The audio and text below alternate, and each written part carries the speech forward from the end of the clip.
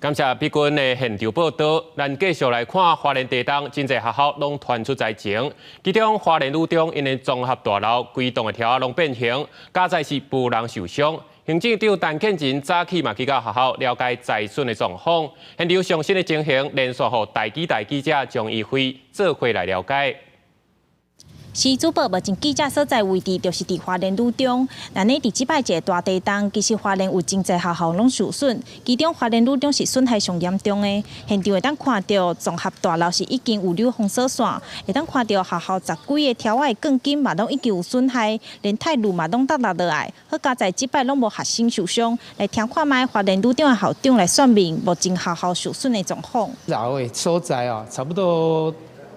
12支的大支的条啊，内底有10支差不多钢筋拢崩出来，吼，所以看起来是非常的危险。照我看来是迄。 我都救啊啦，一定要拆掉。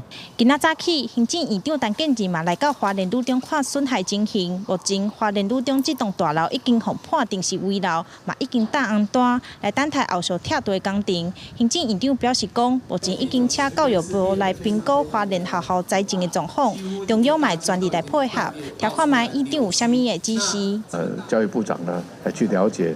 花莲这个地区各中学还有各小学甚至大学他刚才也到东华大学去视察，我们希望能够尽快的恢复学生的正常的生活。校长表示讲，过去发生的地震拢无这么严重，这是头一摆。好加在这栋大楼主要是以办公为主，并无影响到学生。伫后礼拜一会当顺利上课，而且嘛陆续将物件搬出去。学校毋望未来拆除了后，会当有机会重新起一栋。